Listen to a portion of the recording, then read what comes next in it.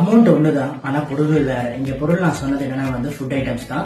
So ஒரு food item வந்து உங்களை வீக் ஆகும் நீங்க சாப்பிட்டீங்க அப்படின்னா. அதே அமௌண்ட்டுக்கான இன்னொரு பொருள் நீங்க வாங்குறீங்க அப்படின்னா வந்து அது உங்களுக்கு ஸ்ட்ராங் ஆகும். ஸோ ஸ்ட்ராங் ஆகிற பொருள் எல்லாத்துக்கும் நமக்கு தெரியும், நேச்சுரல் ஃபுட்ஸ். அண்ட் வீக் ஆகக்கூடிய ஃபுட் என்னன்னா வந்து junk food or processed food.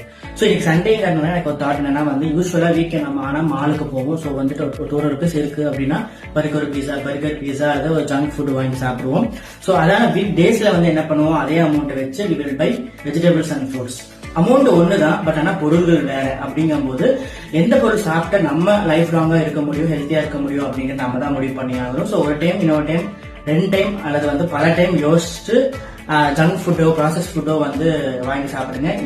Mainly for குழந்தைங்களுக்கு, ஏன்னா அவங்க தான் வந்து ஃபியூச்சர் ஜெனரேஷன் வந்து கொண்டு போவாங்க. நீங்க ஒரு வேற பொருள் வாங்குறீங்க, இல்ல வந்து ஒரு இல்ல குழப்பிட்டேன்.